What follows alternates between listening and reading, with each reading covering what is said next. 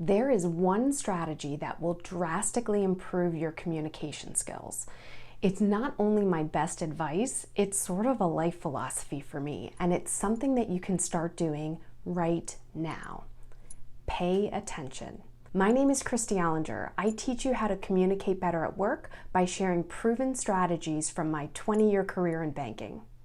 Communication is consistently at the top of the list of skills needed in order to be successful in any industry. The problem, though, is unlike technical skills that have a process or method you can learn and there's one right way, there is no one right way to communicate. Strategies that work well for me may or may not work well for you. And a strategy that works well for you in one circumstance may not work well in another.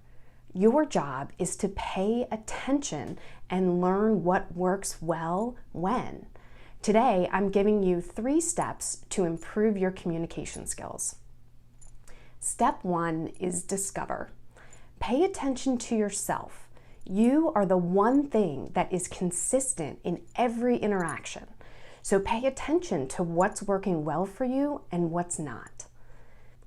Also pay attention to others, what's working well for them and what's not. And what you may find is there are some strategies and techniques that you haven't tried before and maybe you should. That leads to step 2, which is testing. It may not feel natural to try a new communication strategy that you've never done before, so practicing out loud can be helpful, and trying it more than once is important. Back to that idea that something that works in one scenario may not work in another. Communication is very nuanced, so trying something a couple of different times will give you a sense of if it's a good strategy for you. One thing about this, you want to be pushing yourself outside of your comfort zone. Part of growing and building skills is to do things that you haven't done before.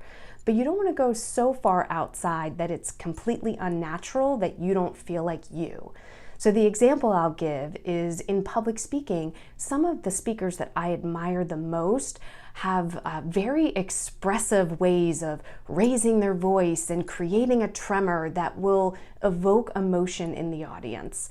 They'll even sort of slam their hand down on the lectern to add dramatic effect. That's just not me. I'm much more down to earth than that and a little bit more casual. So for me, I would never adopt a strategy of raising my voice and adding that tremor because it just doesn't feel like me. So back to knowing yourself, push yourself out of your comfort zone, but not so far that it doesn't feel like you at all. After you've tested, you're ready for step number 3, which is learning. Once you've tested a strategy, ask yourself, did that work or not? And if not, why not? And if it did, then why did it? Think about not just what you did, but the people that were involved and the circumstance, because all of these things play in to whether something worked or not in terms of being an effective communicator. You may take certain aspects of what you tried and ditch other aspects of what you tried. So learning is all about, you guessed it, paying attention to what's working and what's not working so that you can do more of the things that are working for you. This becomes a cycle. Discover, test, learn, around in a circle again and again. And you offboard the things that aren't working for you or that don't fit your style. And you continually discover and learn the things that are working for you so you can do more of those. Now you may be wondering what this has to do with a life philosophy, but really this pay attention idea is important for all aspects of your life. So for example, you may have heard that people like to have a morning routine, and maybe that's not something that's part of what you do. So why not test it out for 30 days and try a morning routine and see if you like it and if it works well for you.